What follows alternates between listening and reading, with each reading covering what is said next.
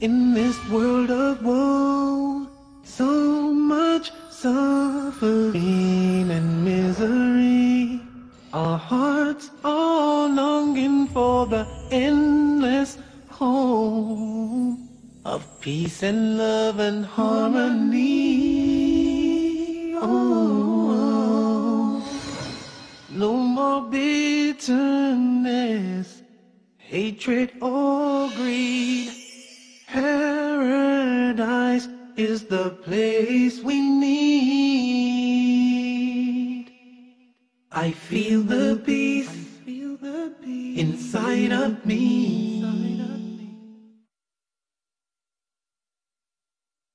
Greetings and peace. This is Dr. Laurence Brown coming to you with another episode of Interfaith Issues, where we discuss the issues of common interest to the three Abrahamic religions of Judaism, Christianity, and Islam. The talk today actually is going to be an extension of a talk that I gave earlier called Where is the Christ in Christianity?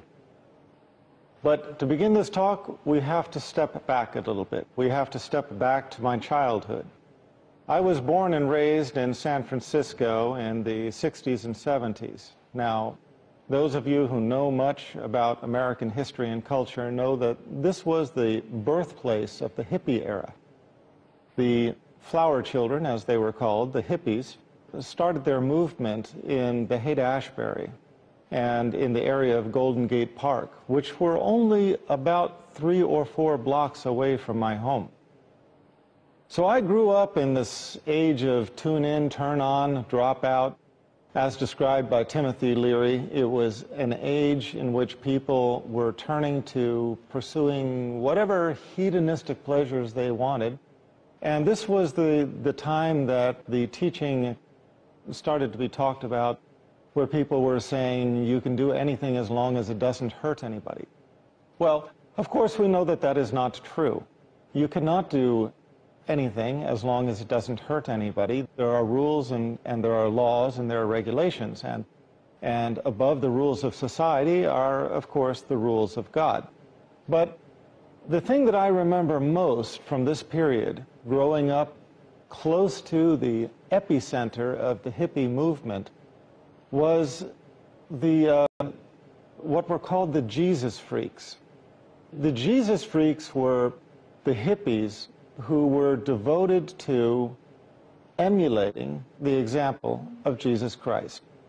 As a matter of fact, there was one house of worship nearby called the House of Peace and Love, which was a non-denominational house devoted to emulating the example of Jesus Christ and promoting the values of peace and love in society. Well, why do I start upon this talk? The reason I choose this as a beginning is because I noticed with interest that these people who were trying to emulate the example of Jesus Christ, they were trying to look like he looked, live as he lived, and promote the values that he reportedly taught in the Bible, these people basically became virtual outcasts from the society that I lived in. Now, part of that might have been the time, part of it might have been the sensitivities to the hippies and the fact that they were sort of on the fringe of society. But since that time, if a person is too religious, if a person is too visibly religious, they almost seem to become a social outcast. Now, since that time, I grew up to about the age of 35, living in a society that did not really promote very strong religious values, at least in the circle that I was living in. And it wasn't until around the age of 35 that I became religiously introspective, religiously serious. It wasn't until that age that I started to investigate religion. As I investigated religion, one of the things that really disturbed me was the fact that I would go to, well, to begin with, I started learning first about Judaism and then Christianity. And what disturbed me was that I would look at the examples that people were setting for themselves, for their families, for their children, and I would be disturbed by the fact that in many cases they were not exemplifying the values of the prophet they professed to follow. In the Christian churches in particular, I remember going to the Christian churches of a variety of sects and looking around and thinking, where in all of this do I find the example of Jesus Christ? Where do I find the appearance, the manners, the teachings? Now, let me give an example. Everybody out there, if you can take a moment, just close your eyes and make a picture in your mind of what you imagine Jesus Christ to have looked like. Now, that picture is going to be the product of what you have seen in paintings, what you have seen in statues, what you have seen in stained glass, what you have seen in murals, but I can practically promise you that whatever you have seen and wherever you have seen it, Jesus Christ had something that most Christians don't have. And if you are honest with the picture that you are looking at in your mind, that thing that you are seeing is a beard. Very few Christians, in my experience, wear beards anymore. If we practice the same exercise, close our eyes, imagine the mother of Jesus, Mary, and draw a mental picture of Mary, and think real hard, and be honest with ourselves and say, what did her hair look like? Well, what did her hair look like? It is difficult to imagine because practically every painting, every mosaic, every statue shows Mary covered, wearing a headscarf. Now, of course, it goes beyond this. If we zoom out and we don't look at the faces, but we look at the whole person, have we ever seen Jesus Christ wearing shorts or a muscle shirt? Have we ever seen Mary wearing something with her midriff exposed or a knee-length skirt? No. Both set the example of modesty of their time. Both were dressed from the wrists to the ankles in clothing that was loose, not form-fitting, not revealing. Now, we're just discussing the appearance, and that is not the biggest issue. A larger issue would be the manners. We find that Jesus focused on salvation. He was not a worldly man. Not an example common to find in this time. But if you do find it, if you do find somebody who is focused on speaking about salvation, who walks into a conversation about cars or last night's television program or what the latest rock star is doing or the latest celebrity who decompensated and just wiped out mentally or whatever, enters one of these frivolous conversations and tries to turn it to religion, we all know these people, and we all know that they are shunned. They are shunned by their friends, by their co-workers, basically by society, because it is not popular to speak of religion or of the things that lead to salvation. And yet, this was the example of the prophet Jesus. When you think back over these few things that I have just mentioned, try to put it into context and ask yourselves, where do you see these values best exemplified? In the example of Christians or in the examples of Muslims? Who tends to wear a beard as an element of their faith? In which religion do we find the women covered? In which religion do we find the men and women alike dressing modestly? In which religion do we find the speakers of the religion soft-spoken, dedicated to speaking about salvation and about religion and turning away from frivolous talks? In which religion do we find them bidding peace to one another? Jesus Christ taught his disciples to greet one another with a greeting of peace in Luke 10:5. Well, where do we find that example? Where do we find followers greeting one another with peace? Not only did Jesus Christ teach his disciples to greet one another with peace, but 4 times in the Bible he set the example by actually doing so and actually greeting with peace be upon you, or with peace. Where do we find this in this day, if not among the Muslims, who greet one another with assalamu alaikum and wa alaikum salam, peace be upon you, and upon you be peace. We're going to take a break right now. Please stay with us. We'll be back in a few minutes. I feel the peace, inside of me. This is Dr. Brown returning to you with this episode of Interfaith Issues. We are discussing a continuation of my previous talk on where is the Christ in Christianity.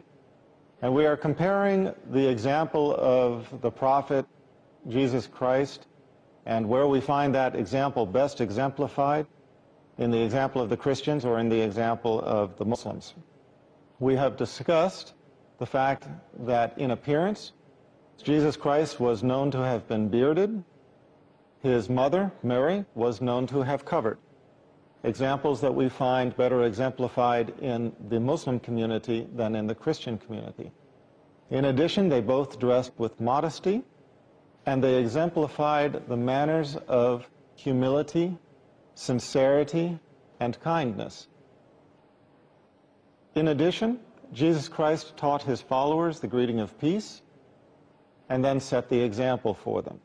4 times in the Bible, he gave his disciples this greeting, and this established this practice as one of the manners of Christianity. But again, this is a manner that we find better exemplified among the Muslims, who greet one another with the greeting of peace, assalamu alaikum wa alaikum salam, peace be upon you, and upon you be peace. Now, this is a discussion of appearance, and after that, manners. But now let's talk about something more serious. Let's talk about religious practices. To begin with, it may seem like a small point, but it was very major at the time that Jesus Christ was circumcised. This was part of the Abrahamic covenant. It was an important religious ritual. Paul, on the other hand, negated it.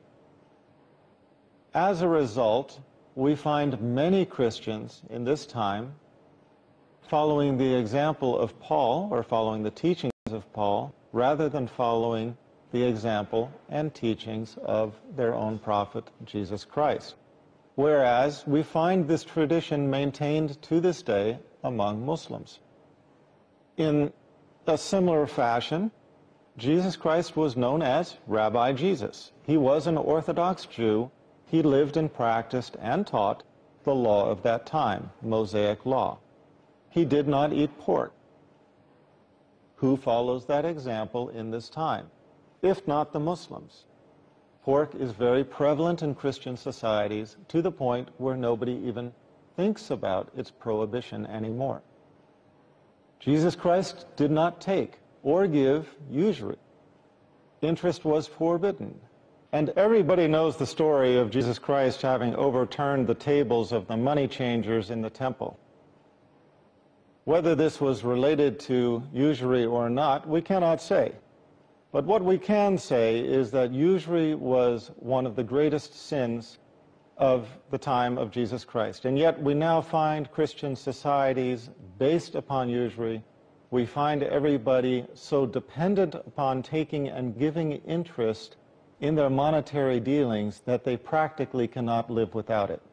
Whereas on the other hand, we find Muslim societies functioning on the level of Islamic banking, and we find interest is not an element of Muslim financial dealings.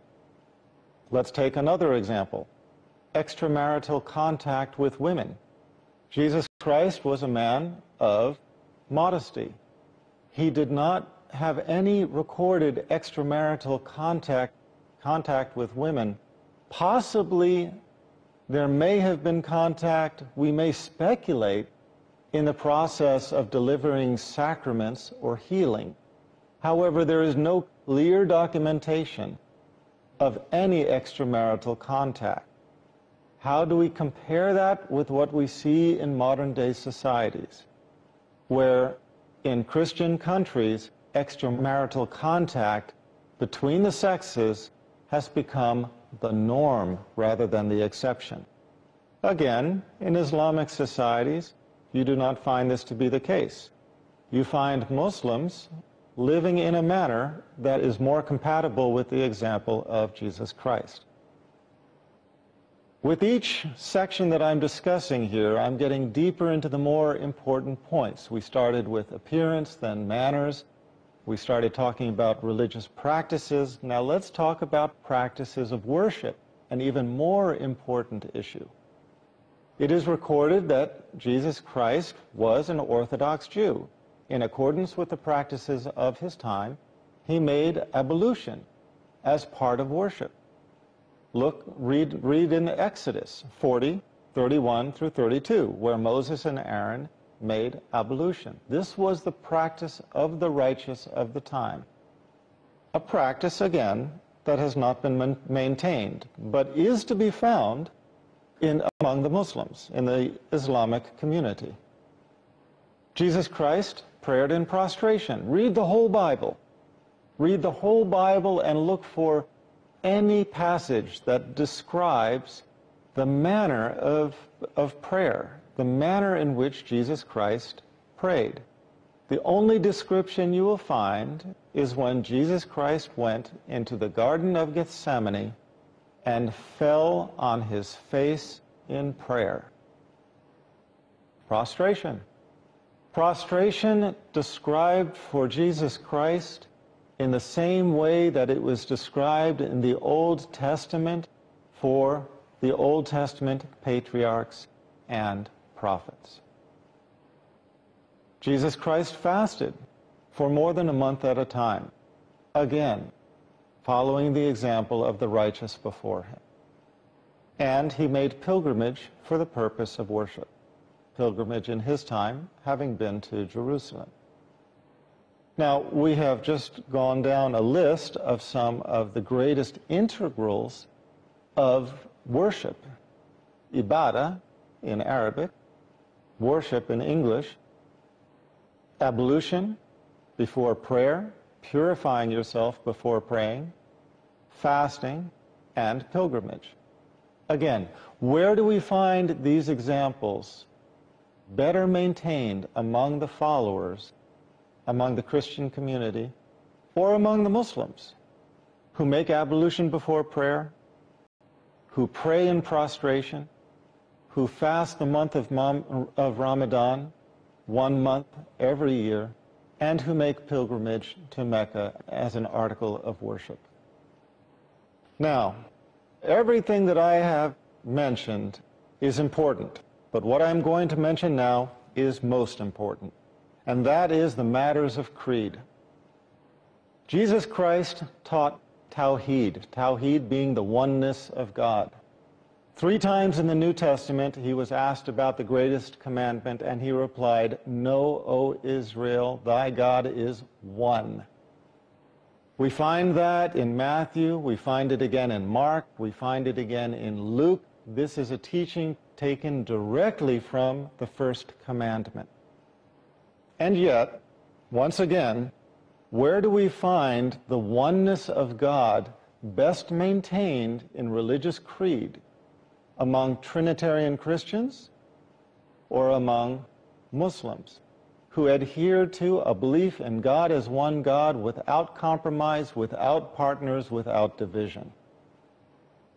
Similarly, Jesus Christ declared himself in multiple passages to be a man and a prophet. 88 times he called himself the Son of Man. Nowhere did he call himself the Son of God in a literal, begotten, not made sense.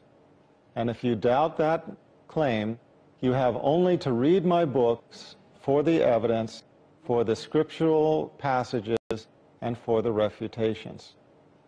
Or stay tuned, because we expect to cover this in another episode.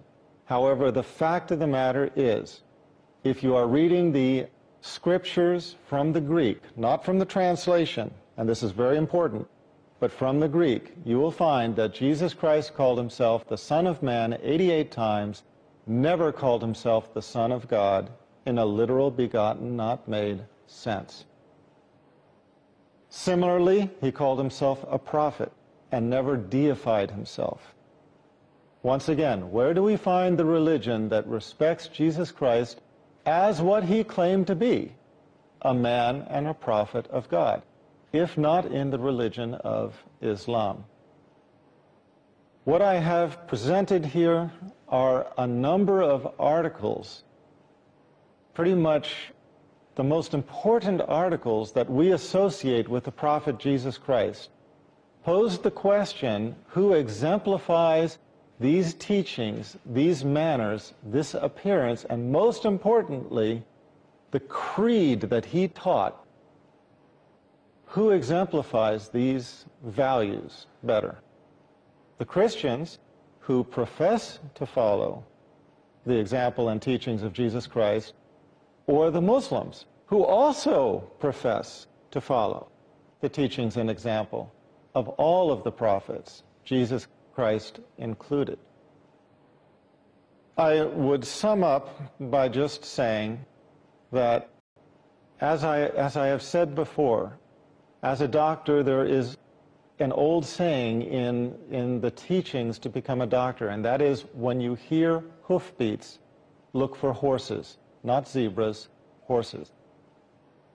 When you see evidence clear in front of you, suggestive of a reality that you should accept, think of what is clear in front of your eyes and, obviously, accept it. We have a common claim among Christians and Muslims. Both claim to be following the chain of prophethood. Both claim to be exemplifying their manners, their appearance, and their teachings.